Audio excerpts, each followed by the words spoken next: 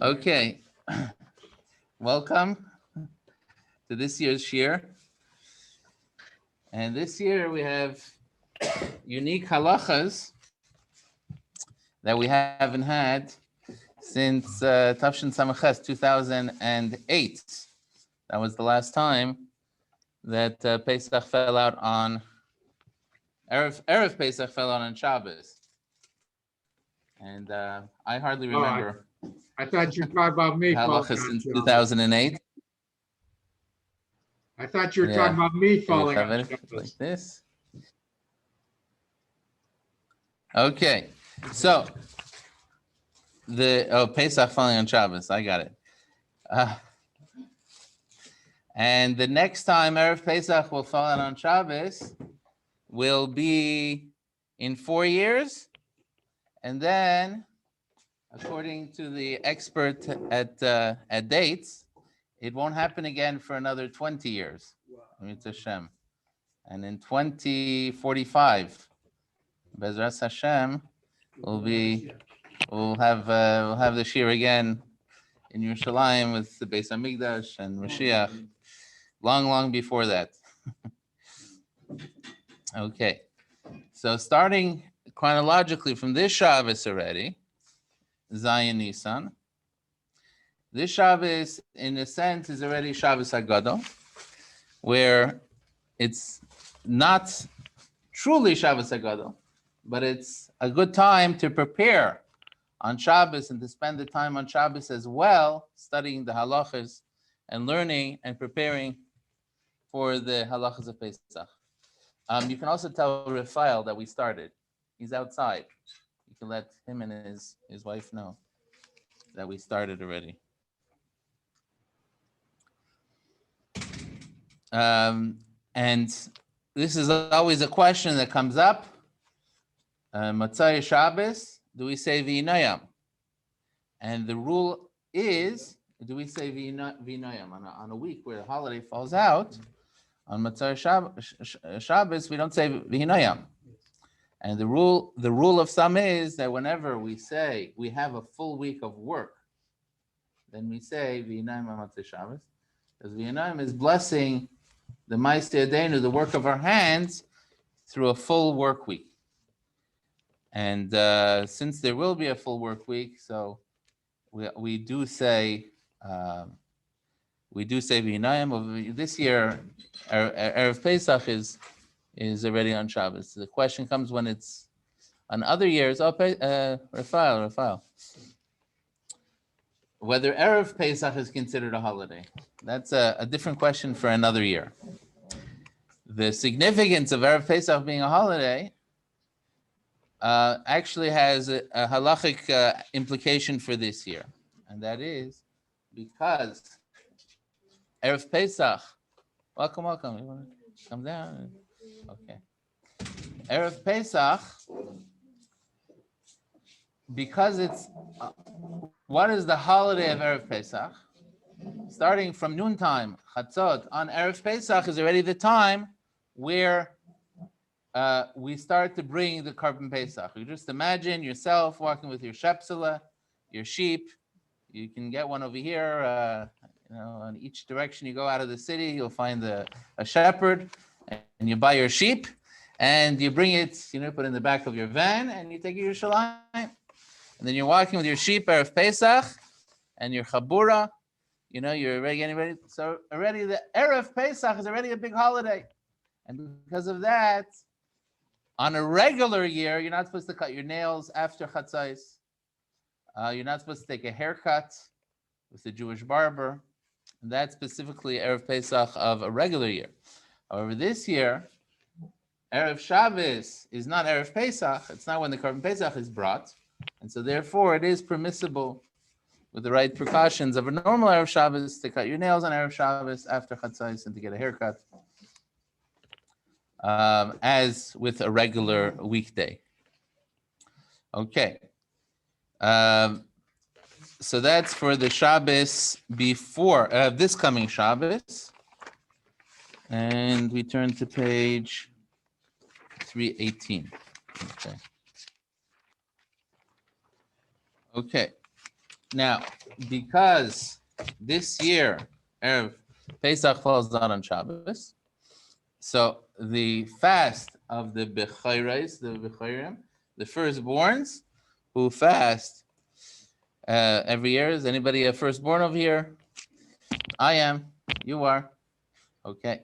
Actually, this is the first year I don't have The first year you don't have to fast in quite a while. because my son is now bar mitzvah and he's I got to schlep him here. Baruch Shepatrani. Ezra Hashem, Eli Goldblatt will be making a siyum on a Masechta, on a tractate of the Gemara, and will announce the time of the morning minyan. The Shabbos will announce for Thursday morning what time we're having the siyum here at the Chabad house.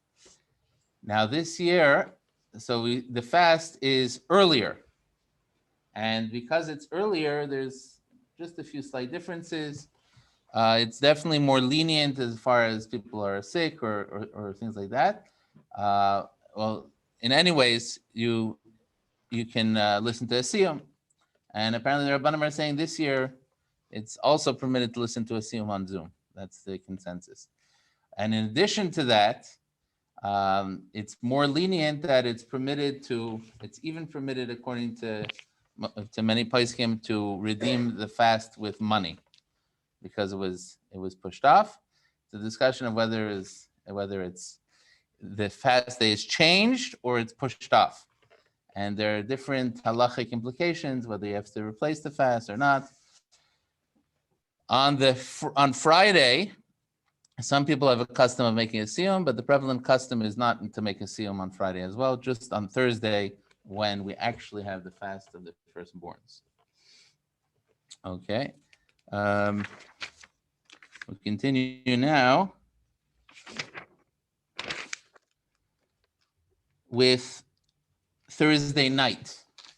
So that was the 12th of Nisan, the fast of the firstborns. Now we go to Thursday night. Thursday night is when B'dikas Chametz is. Now, 30 days before Pesach, you're obligated already that any places that you use, you need to search for chametz. So, for example, if you have an apartment somewhere else, house in America, if you manage to be there, wherever you may have been beforehand, you have an office, and you're there within 30 days before Pesach, so you have to search for chametz over there before you leave. You have to be cognizant that your reshus, your domain, your office, whatever it is, your car, your boat, you need to search for chametz over there. However, you don't make a bracha. The only time you make a bracha is the night before Pesach. This year, the time for the search of chametz is the 13th, or Yud Gimel, not or Arba Asar, the 13th at night, rather than the 14th at night. And because this is the set time that Chachamim set in this year to search for chametz, so we do make a bracha. Now, for example, if you have many places that you need to search, you have to search in your car, you have to search in your office, wherever you are, you want to be searching before you leave to make sure that it's clean of chametz. And so you can already start doing that from now. If it's too much, you need to check the shul, you need to check the car, you have other places, you can already start doing that now, as long as you leave a place that you're going to search on the Thursday night before Pesach, so that you could make the bracha on the searching for the chametz. Okay, and the search of the chametz is the normal search for chametz, meaning after it gets dark, you can't eat, you can't have a meal. I can never figure out why the restaurants are still full, and you're not supposed to learn even, and you're supposed to make sure the first thing that you do after nightfall is to search for the chametz. So the search is the same. I heard something really, really beautiful, not a halacha, but an eitzah teva, good advice, something to internalize the meaning of the search for chametz. When you're taking the 10 pieces of bread, write down one attribute, one midah that's represented by chametz that you're looking out for, and you're going to work on this Pesach. One achlata that you'd like to take on, and one midah that you'd like to change, and it would be appropriate to write it down. If you could fill up all 10 pieces of bread, if you could fill up more than 10 pieces of bread, then maybe you should have more than 10 pieces of bread, but focus on something and write it down and burn it with the chametz. What are some middot that the chametz represents? So the chametz represents the typical idea the chametz represents is the feeling of self, the feeling of ego. That's the main one. That's the only one I know. But it's we have to learn more Chassidus, because Chassidus goes into detail of more than that. There's definitely more than that. So okay. So let's continue so we're doing the normal Bedikas Chametz, and we make the blessing. Stop it! All right. What is he? We make a bracha al bir chametz, and specifically on the 13th at night this year, do you make the blessing? Not if you're doing a b'dika before. And just by the way, a reminder: if you left aravis and on the top of the bima, remember to burn them for Pesach. Just a reminder, together with all the other reminders that you have for Pesach. Your lulav as well. They burn the lulav and esrog together with the chametz. I haven't yet been here in Be'er Sheva for a public burning last year. Do a little burning for themselves. Now, really, you should be able to burn the chametz all day on Friday, because it's not yet the time for getting rid of the chametz until the following day on Shabbos. However, to keep the semblance of the custom of burning the chametz up to a certain time, so we burn the chametz up to the end of the 5th hour to the beginning of the 6th hour, and that's based on a Rashi and the Shulchan Aruch and the Alter Rebbe Paskin. They follow the legal ruling that even this year that we're required to burn the chametz by the end of the 5th hour.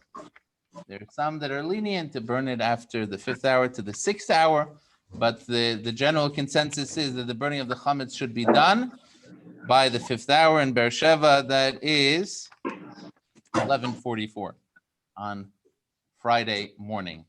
So 11:44, all the chametz should be burnt. Now, what are you leaving us? Oh, we just jumped from the biggest chametz, the burning of the chametz. Huh? Okay, so we're still by the biggest chametz. When you search for the chametz, you search for all places that chametz has been brought, and you're careful that you put aside the 10 pieces and you find all of them, and that's always a good thing. I'm sure to know where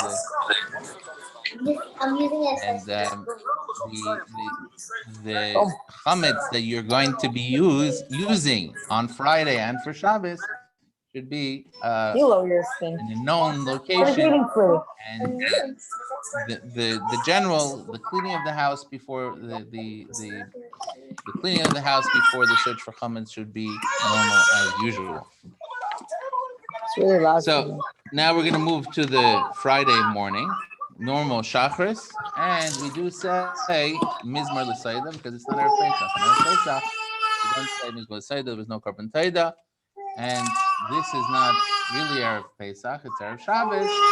We're Erev Pesach, so therefore we do say mizmar l'sayda. We burn the chametz. If anybody know where the public burnings are over here, I can share.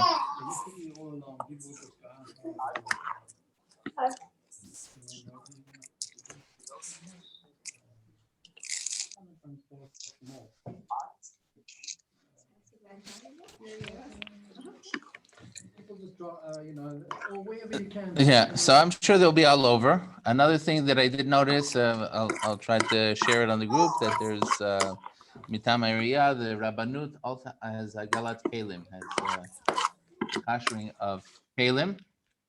These are kalim that are well cleaned, vessels and dishes, metal specifically that's well cleaned, and that hasn't been used for 24 hours.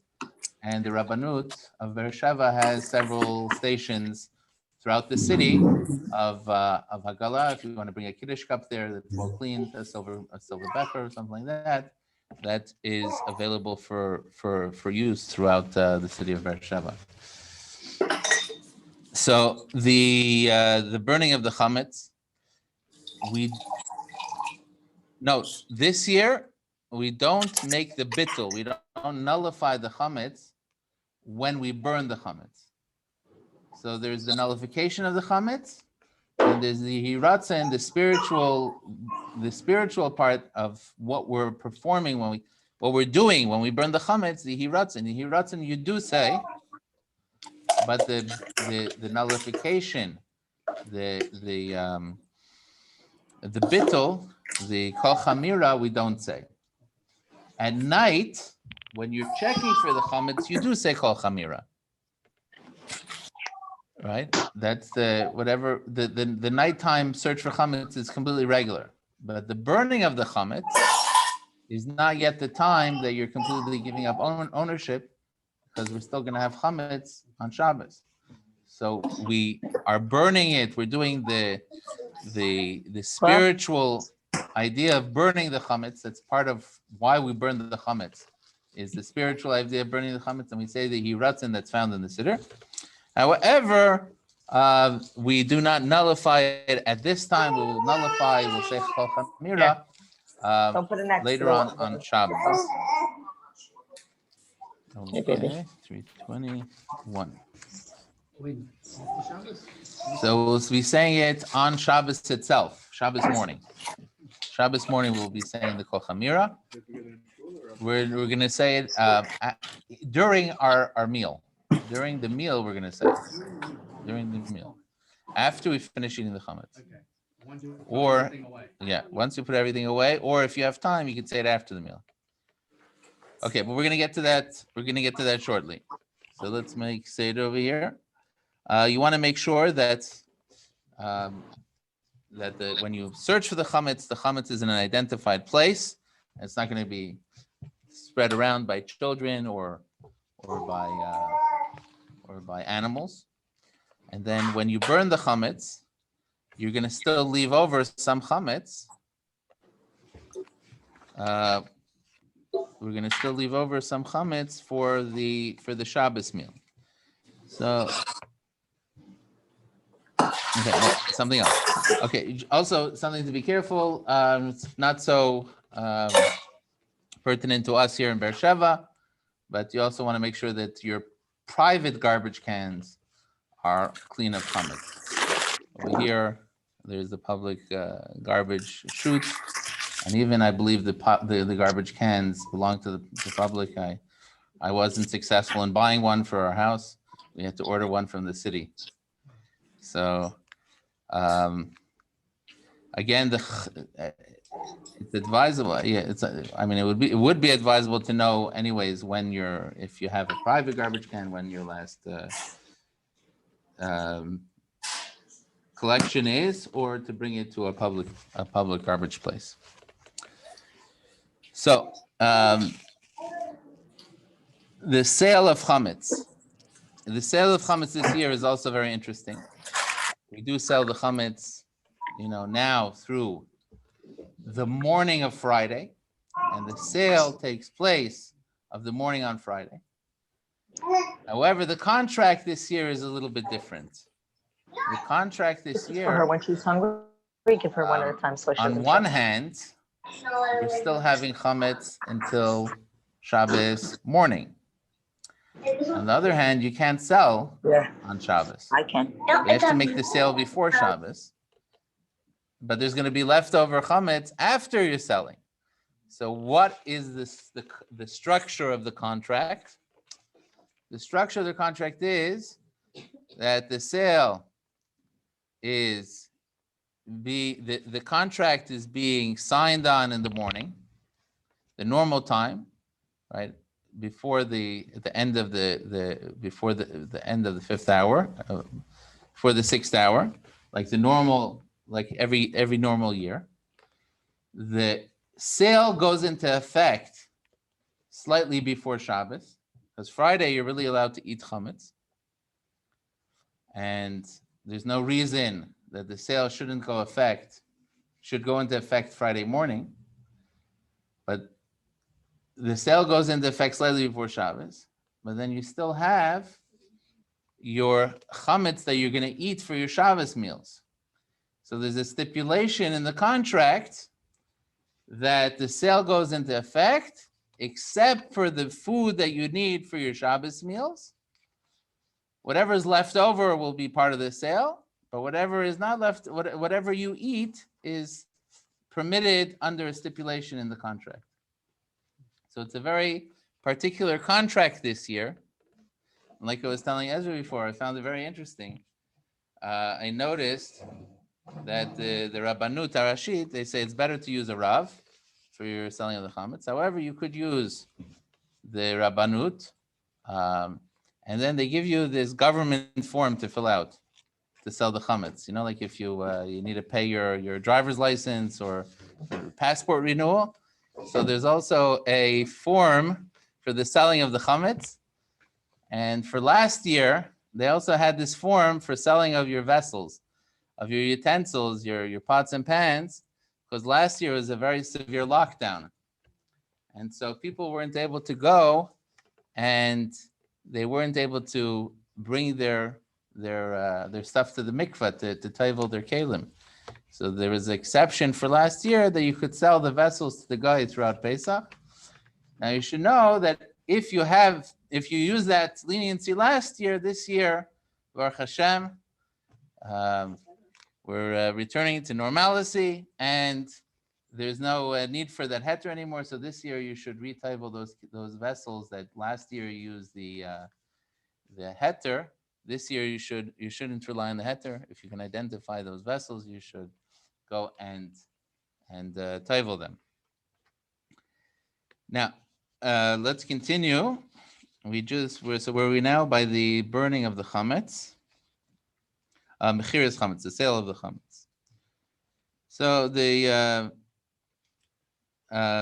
it's preferable to do it with a rabbi who does the kinyan. That's the best way. It's also permitted. You're authorizing through many transactions nowadays are done online, so it's also available online. We sent a link in the chat, and if you go to Chabad Merkaz, you could also do it with a kinyan, or you could do it by many other Chabad houses. It's with the sale of chametz.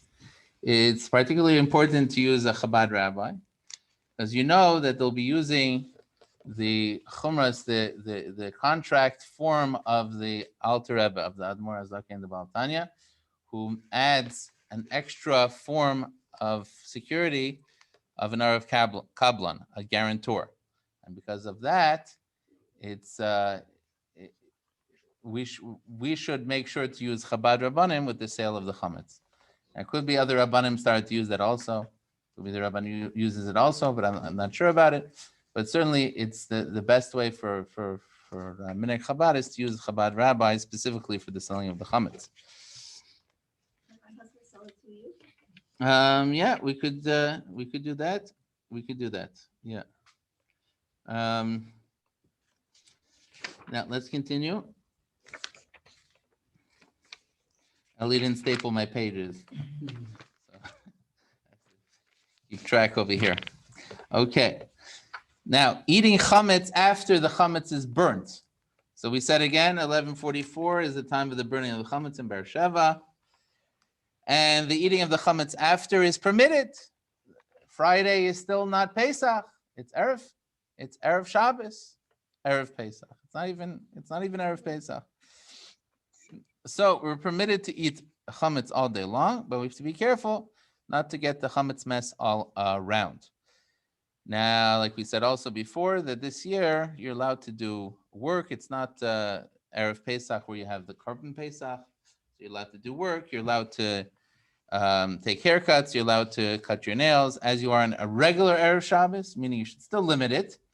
But it's not forbidden like it is on a regular Erev Pesach because of the bringing of the Korban Pesach. Also, it's important to take note if you have any particular dental work like retainers or braces or things that need to be taken care of regarding Pesach. So you shouldn't eat hot chametz for 24 hours before the end of eating chametz. If it's something that's in your mouth during the eating of the chametz, actually you can do hagala on the dental work. That's if it's something that comes out.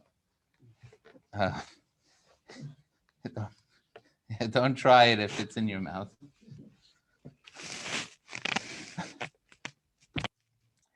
And then obviously afterwards you would be careful not to eat hot chametz from after you did hagala for this dental work like retainer or some type of removable thing. What is hagala? Hagala is boiling. You boil it. It's a form of koshering. And we said before that there's throughout Be'er Sheva they have stations where you could put it's a pot of boiling water, and you put the Kiddush cup inside, and it becomes kosher. And the two main things before it has to be completely clean. All the nooks and crannies, like knives, are very difficult to clean because they have the crevices by the handle. But it has to be something that's completely cleaned and has been used for 24 hours before. Okay, so very, very important for this year. And that is that we need to prepare for the Seder in advance. On Friday, we need to prepare for the Seder. We need to prepare. We have to prepare the lettuce. It should be checked for bugs.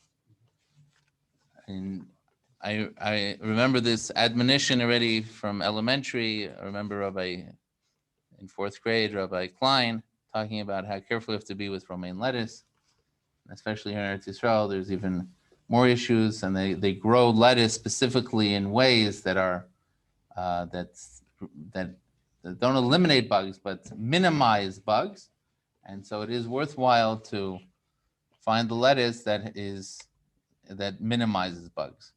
And you will see on the package it says leminiat harakim. It doesn't remove, but it minimizes. Hydroponic is shahakal. Hydroponic is a whole other question whether you could use it for Mara.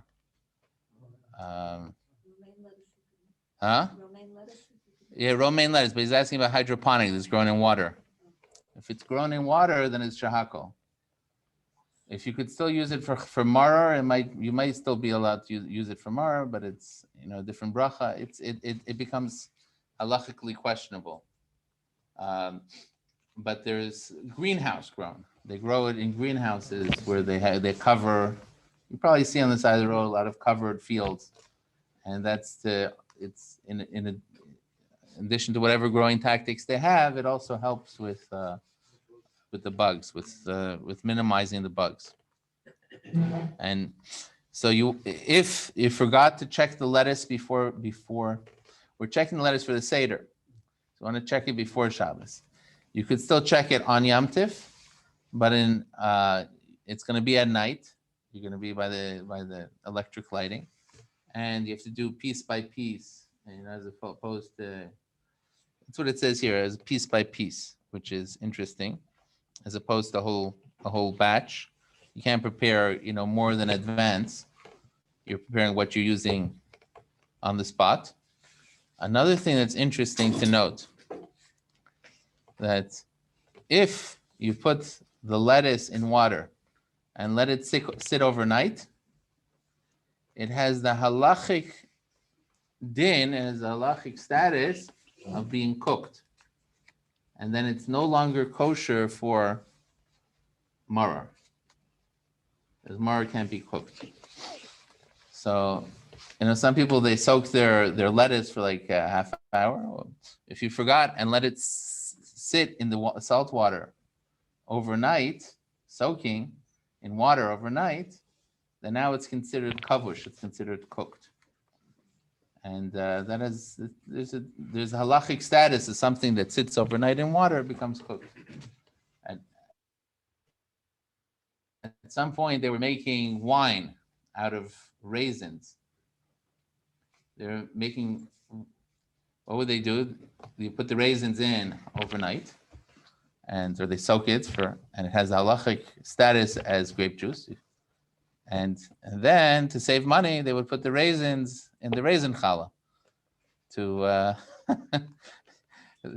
to get every benefit that they have. Oh no! What did they use the wine for?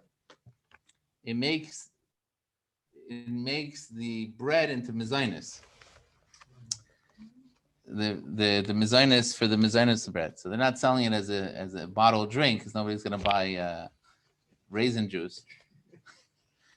However, they figured out that they could use it, to make mizanot bread and pizza, or dough, and then they would reuse the raisins for the raisin challah on Rosh Hashanah. Maybe they still do it in some Hungarian bakeries from Montreal. That's how I know about it. It's from the.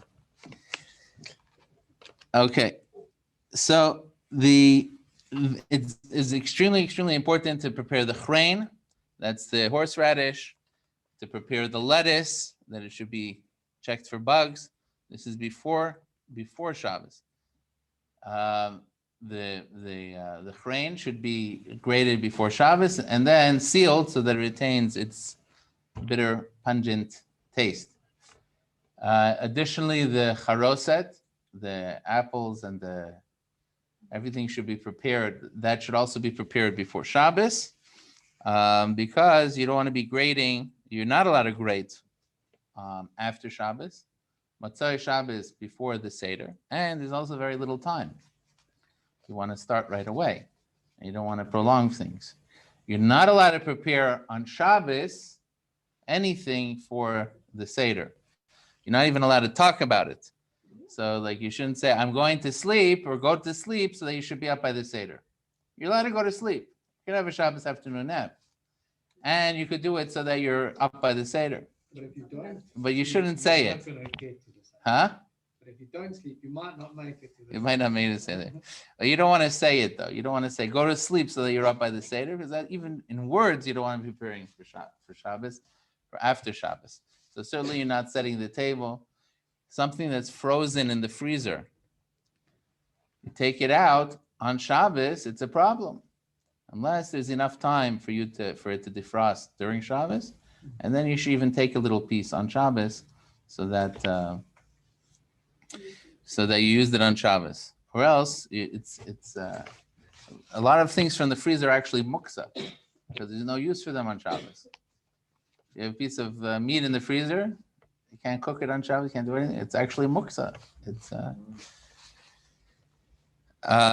So it's very, very important this year to prepare to roast the zroa on Shabbos, before Shabbos, to roast the shank bone, the chicken neck. That's what we use. Chabad use the chicken neck.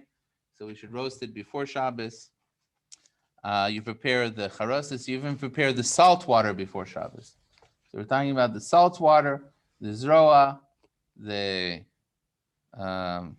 you should even prepare the egg, I believe, if you can. But specifically the salt water, the charoset, the chrein, the horseradish, and the lettuce all should be prepared before Shabbos. Now, certainly also all the other foods that you're going to be eating, should also be prepared before Shabbos, unless you can have time to make something at the Seder, which is highly unlikely.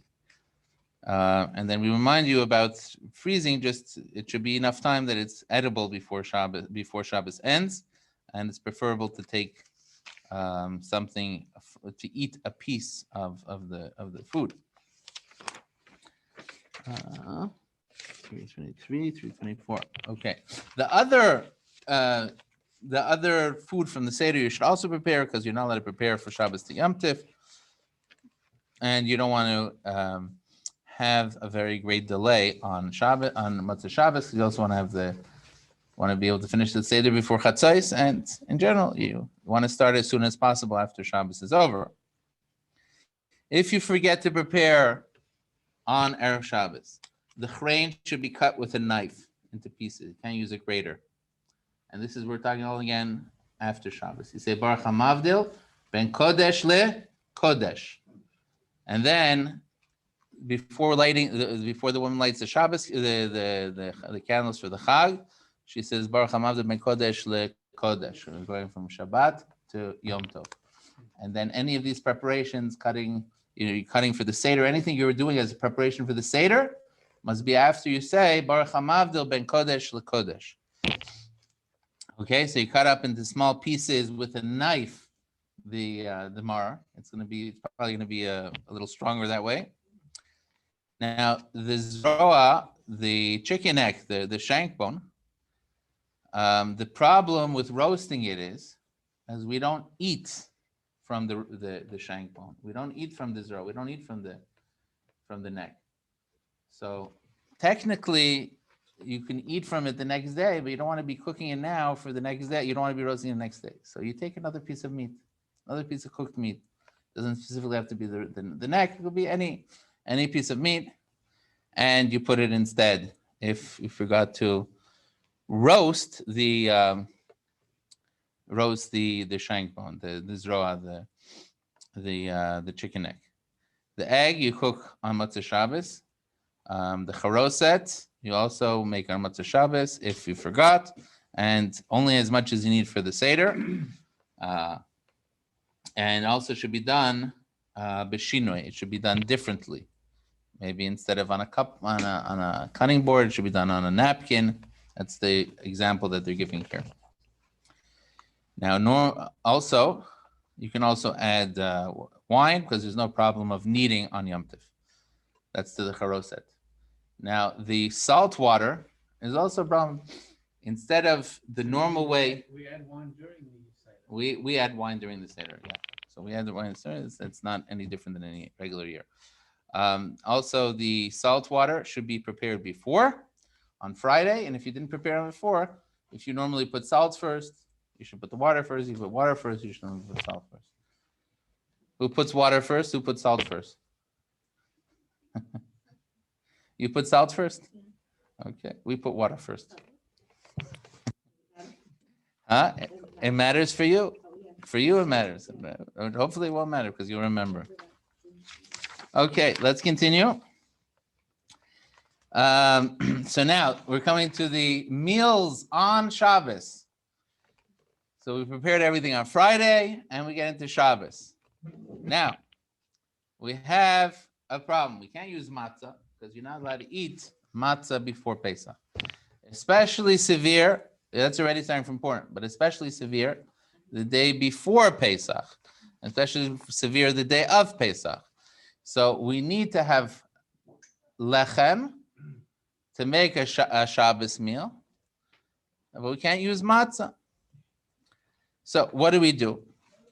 We should have either very, very fresh bread that doesn't have crumbs, or preferable to get pita. And you use common sense to get exactly the amount for each person. So for example, a pita is about 60 grams. That's what you need, 60 grams for hamotzi. So each person gets their pita for each meal and no more. So you should count how many pitas you want. You don't buy a pack of 12, you buy them individually. How many you need for your family, so that you're not left with a huge amount of extra of extra bread on Erev Pesach on Shabbos. Now, when you're eating, what do? So there's two ways of doing it. You could either do it at your table, or you could do it at a different table. When you do it at a different table, you should be at a place where you could see your table, so that you're not in a completely different place. If you're going outside and you can't see the table, then you have to make kiddush there also. If you can't just go outside to the porch for hamotzi and then come back in. You would have to make kiddush and then have the hamotzi there, having in mind that you're going to eat inside. And you should be able to see the candles for Friday night. If you can't see the candles, then you run into a different problem. You can't see the candles. And then you should go back there after you go inside to eat the meal, the Pesach Tikka meal, the kosher Pesach meal, and then you go back there for Birkat Hamazon. Or the best to do it is at your table. Wait, the Birkat Hamazon is where? Is back outside where you ate the bread. So outside is the eating of the. Now, there's one option, but let's start with the preferable option. The preferable option is you have you have a tablecloth at the beginning, or in a certain area of the table, and you eat on a napkin. Not a napkin. Don't use a napkin. Use a tissue. Better than a napkin. Why? Because a tissue, you could throw the crumbs and the tissue in the toilet.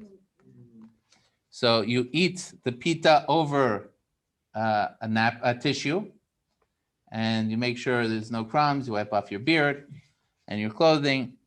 Okay. Then you throw out the tissue in the toilet at night and during the day, both times. And if you have like a tablecloth, you want to make sure the tablecloth is not dirty. If you have like a separate tablecloth, that's better in one area of the table where you eat the bread, and then you wrap up that tablecloth, and then you go on to the Pesach meal afterwards. Now, there are some that are still not going to bring out their Pesach dishes at that table, and it's a good advice to use disposable. Why? Because you just had a piece of, it's very close. You just had a piece of pita, you just had a piece of bread, and you still might have your clothes and your face and whatever, and your beard or things like that. So it's still better to not to bring out your Pesach dishes, use as much disposable as possible. And certainly we're not using kitnius in our dishes, even though it's permissible to eat. That's legumes and beans that the Sephardic communities do eat. But Chabad and the Ashkenazi communities don't eat the kitniot. And that's, by the way, also something important to look out, especially when it comes to Pesach. There are so many products that have very confusing labeling, because they have, one badatz edach that says not for Pesach, and then they have another hechsher that says yes for Pesach, and then another hechsher that says it says that this is kitnius according to this Sephardim. So you actually have to look out. If it's kosher Pesach and it's with you have to look, because you could find hummus with the kosher Pesach on it, but that's because it's kitniot is for the Sephardim. The Sephardim eat the kitnius. So that's something to be very careful about when looking at labels, things that are kosher for Pesach, that they're not kitnius, because you'll have kosher Pesach, especially Rav Mahfoud, the hechsher of Mahfoud, and what's the other one? But that's Beit Yosef, which are common hechsherim, and a lot of times it will say kosher Pesach, le ochle kitniot, for those who eat kitniot. So keep that word in mind, le ochle kitniot, to look out that even though it says kosher Pesach, it's not kosher Pesach for us. So we don't use egg matzah, certainly not the adults. That would be another way to get around having hamotzi would be to use egg matzah. But we don't in Chabad, we don't use egg matzah, and we do use real bread. And we have a piece of pita, and you do it on not a napkin, on a tissue, and then you throw out the tissue.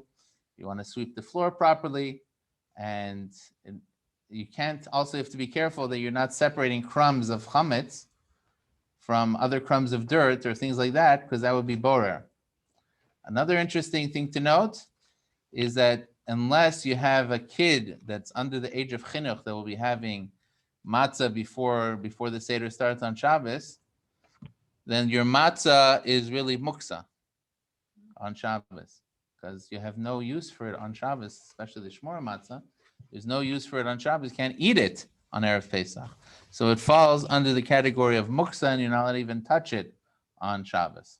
That's something else to know. You should say Baruch HaMavdil Ben Kodesh LeKodesh before even picking up the matzah. That's a very practical halacha. Okay.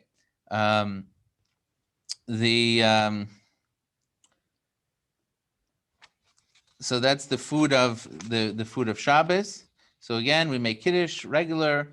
By the way, we also say berina u'v'tzahala in lechadodi. In Chabad, there's besimcha u'v'tzala, berina u'v'tzala. What does it say? There's berina u'besimcha. The whole year long we say berina. Yeah. This Friday night, the coming Friday night, will still be berina because it's just a regular Shabbos Friday night. We don't say besimcha. Okay. So now we have regular kiddush. We have hamotzi. You do the same thing in the morning. You do the same thing at night. In the morning, we have to start very early. Therefore, we'll be starting, I think, at 7:15. That's what time the Rebbe came down in 770. On the years that there was this schedule of Erev Pesach and Shabbos, we start very early. And even in Chabad, we start very early so that we have time to have the Shabbat meal with challah before the time of the end of eating, which is earlier than the time of burning. The end of eating is 10:41. Very good. 10:41. I don't think even on Shabbos Pesach I'll know that until I look at the paper. 10:41. It's just some numbers, random numbers to me. 10:41. Actually, it's a U.S. tax form, so maybe I'll remember. Okay, so we daven early. We have early minyan to get home, and we have to start the meal and make hamotzi before 10:41. Now, if you could finish the whole meal, then that's good. Then you can make birkat hamazon, and then you take we already took the crumbs and threw them in the toilet, or you could do it immediately.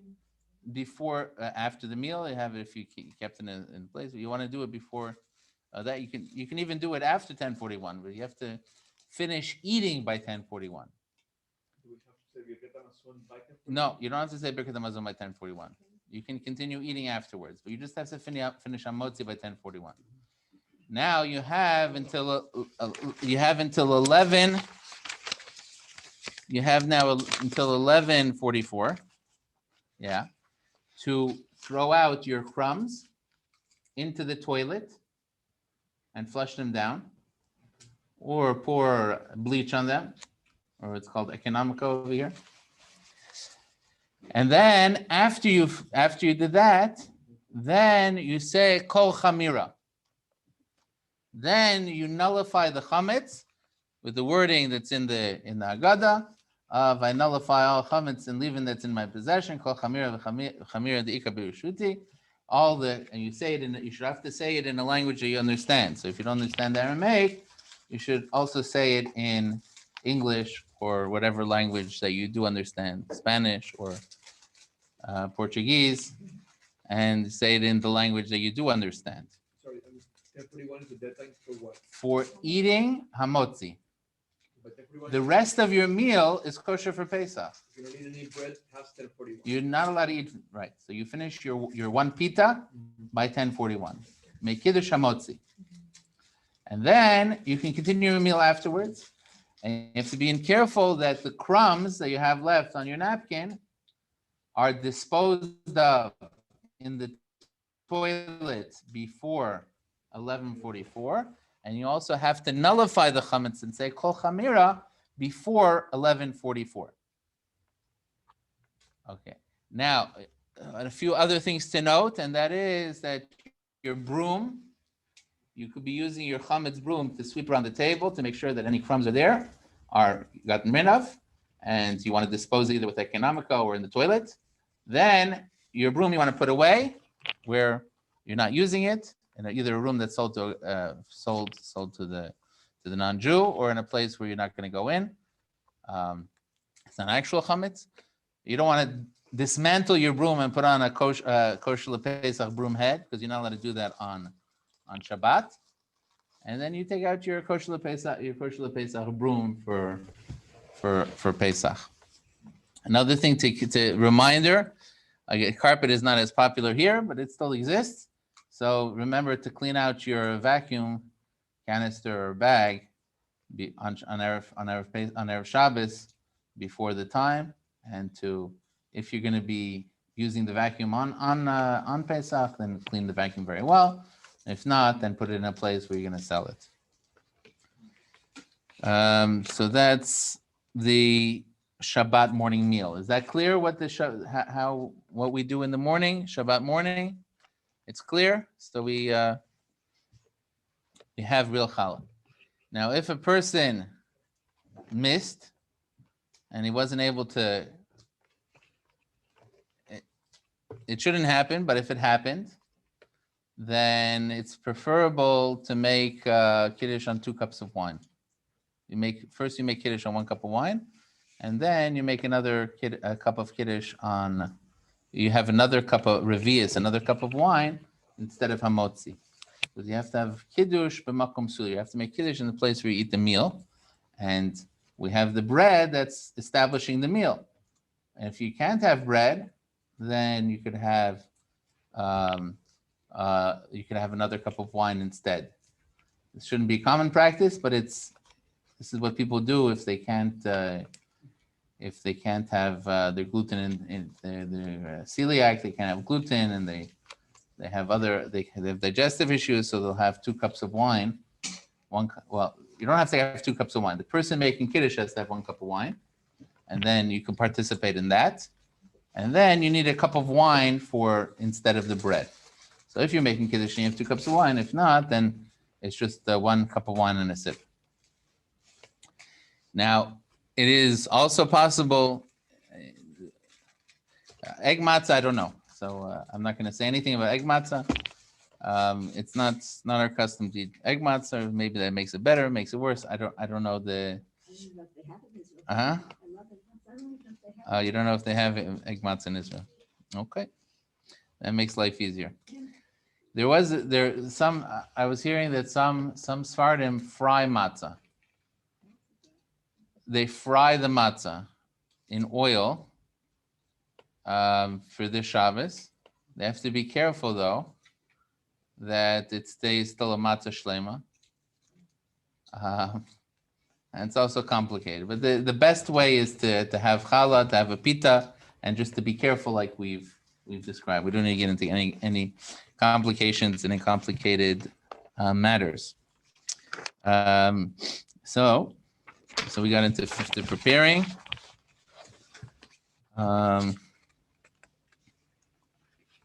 You should light the candles on the table. In general, you should. It's important to note at this time, we said about going outside to the porch. That's also an option, but you should be able to see the candles when you're making kiddush. And you have to have kiddush makom suda. You have to make kiddush in the place where you have the meal. So therefore, you have to make the challah together with the kiddush. If you're going to the porch, you should be able to see the candles at night. During the day, it's not that issue. However, you would still have to make the kiddush and then hamotzi, and then come back for birkat hamazon, and have in mind that you're going inside to eat. That's also a stipulation that you need if you're starting outside. You have to have in mind that you're going inside to eat l'dvar mitzvah, and then you can come back out and then birkat hamazon outside. And ideally, you should even have another piece of bread afterwards. If you're going back outside, you should have another piece of bread then as well. Okay. So we light the normal, we light the candles, and we do it after Shabbos, Matzei Shabbos. Just again, you say Baruch Hamavda ben Kodesh leChodesh. Okay. Matai. איזה מוצאי שבת? בליל הסדר?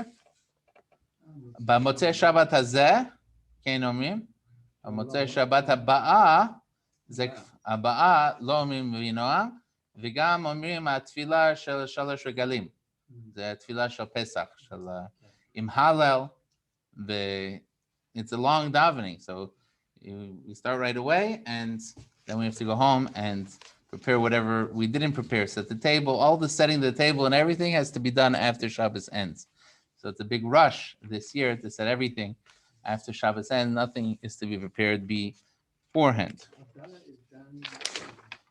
So Havdalah in Shmona Esrei, b'Shmona Esrei omrim Vatodieno. In Shmona Esrei Matzei Shabbat, we say Vatodieno. And then there's the famous Yak Nahaz. Yak Nahaz is Yayin, Ner, Kiddush, Havdalah, and Zman. So it's a very long Kiddush. We say everything in the Kiddush. We say Yayin. Ner is, we say Borei Meoreh Eish, because it's Motzei Shabbos. We say Havdalah, Ben Kodesh LeKodesh. Yak Ner, Havdalah, Ner, Havdalah, Zman, Shachiano. And I think that's the Yak Nahaz. Apparently in German, Yak Nahaz has something to do with catching a rabbit. So it's just the words Yak Nahaz in German means catch a rabbit. So there are many old Haggadahs that have, on the bottom of the page of the Kiddush, they have like a dog catching a rabbit or a person catching a rabbit. And they attribute it to the German word of Yak Nahaz, meaning to catch a rabbit. I remember Rabbi Rosner saying that many years back. For Havdalah, it's easier to remember what not to do than what to do, or Havdalah, everything is in the Haggadah. You follow in the Haggadah. It's part of Kiddush. The Havdalah is part of the Kiddush. Oh, it's part of the Kiddush. So, if the person falls on Shabbat, then all right. So, also, you don't put your hands out to Moria Eish.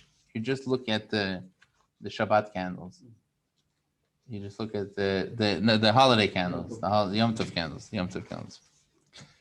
Right. Okay. Another thing we forgot to mention is that it's proper also after you finish eating the bread is to rinse your mouth out. That's done on every year. You should wash your hands and rinse your mouth like you do on every year after you eat chametz before the time of the forbidden to eat chametz afterwards comes in. Next, 331. Okay. We did the beer chametz, we did the bittul. And it's important not to prepare for Shabbos Yom Tiv. 332. All right, we're just about over. See if there's anything else. So Shabbos is Chana, Suda Shlishis. Suda Shlishit. So every Shabbos, even in Chabad, we eat Suda Shlishit. The easiest way to do it is to have it for bringing in shul, and then go home and have Suda Shlishit as your meal at home. However, even in Chabad, that doesn't make a big deal about washing for Suda Shlishit. We still should have a fruit or something every Shabbat, and have in mind this is for Suda Shlishit. And this year we don't wash for Suda Shlishit. Everybody is Chabad this year, and they have some either a little piece of fish or fruit or meat. You don't want to eat a lot, especially after the 10th hour, which is like somewhere near close to 4 o'clock. Because after that, you want to have a good appetite to eat the matzah with zeal and zest. So you don't want to be eating all day Shabbat afternoon, but it's still important to have Suda Shlishit. It's also important to note that we don't eat the Chabad custom. It's not everybody's custom. The Chabad custom is not to eat Anything that's on that's the marar or the charoset, not to eat the marar charoset on Erev Pesach. We can eat it during the week. You can eat the week before. That's fine. Just Erev Pesach. There's also horseradish. Hmm? People have some chrein. I think Chrein is marar. Yes. So either marar or charoset. So you don't have apples. You don't have applesauce on Erev Pesach. You don't have walnuts. If you put pears in your charoset, you don't have pears, or wine, or horseradish, or lettuce. So if you want to make a romaine lettuce and radish salad for your Shabbat meal on Shabbat morning, it is not allowed according to the custom, according to the meaning of Chabad. So you don't want to have romaine lettuce by your Shabbat meal, Shabbat morning. And then apples and whatever ingredients are in the charoset. It's not, you're allowed to have meat. Meat you're allowed to have. Eggs you're allowed to have. It's just the charoset and the maror. Mincha. We start mincha early on Shabbat afternoon because two things. One is, you want after mincha, we say the order of bringing the korban pesach. And there's a special edition, I believe, if I remember correctly, for this year when it's done. The bringing of the korban pesach was done on Shabbat, on Shabbat. It was done on Shabbat, and there was many more halachas that were needed when bringing the korban pesach on Shabbos. You're allowed to bring sacrifice on Shabbos, but there's a lot of conveniences that you're not allowed to do on Shabbat. And that, I believe, is also part of the korban pesach, but that is supposed to be done before Shkia. So normally you start mincha before Shkia, and mincha goes, well into Shkia. And so we have to be finished mincha completely before Shkia, so that we could say the order of the korban pesach. And in addition to that, it's Shabbos Hagadol. It's the real Shabbos Hagadol. So we have to say the Haggadah after mincha on Shabbat afternoon. So we'll be starting mincha early enough to say the order of the korban pesach, and we'll be saying the Haggadah. So we'll say the Haggadah twice, we'll say the Hallel twice. You have to say everything twice on the same day. It's high energy, fully packed year. Okay, so that's the order of mincha. And the last page, do we have another 5 minutes?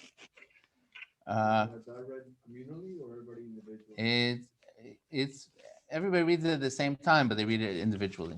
It's actually very interesting, and it gives the details from the Mishnah of how the korban Pesach, the Paschal Lamb, was offered at the Beit HaMikdash.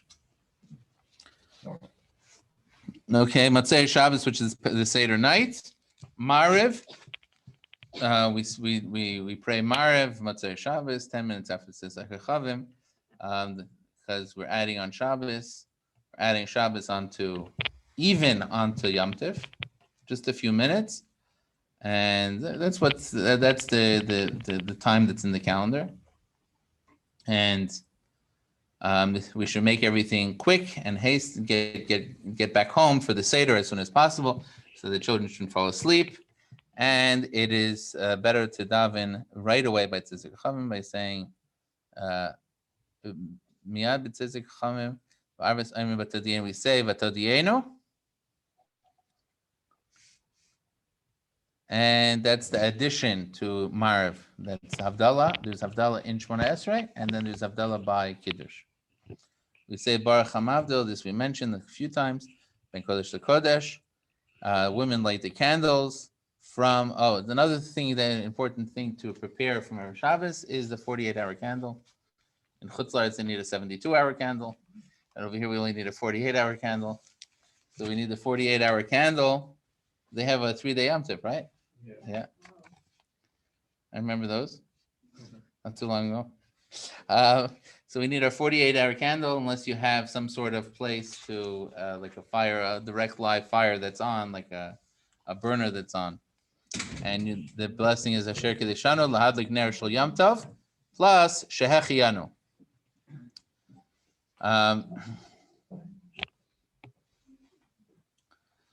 The Kiddush is Yak Nahaz, Yayin Kiddush, Bay Priagafen. Kiddush is the regular Kiddush, the brach of the Kiddush. Ner is Bar Mira Eish, and we don't put our hands or fingernails by the fire. Havdalah is in Kiddush, and Shehechiyanu is in Kiddush.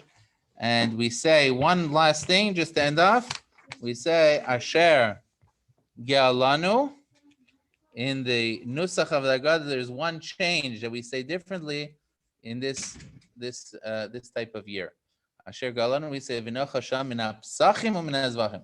We put first the Korban Pesach before the Korban Zevach, the Korban Chagiga, because this year when Erev Pesach is on Shabbos, the Korban Chagiga was pushed off from Erev Shabbos till the first day of Yom Tov. So normally Korban Chagiga was before the Korban Pesach. On a normal year, there's two sacrifices: the holiday sacrifice and the Pesach sacrifice. And usually the holiday sacrifice is first.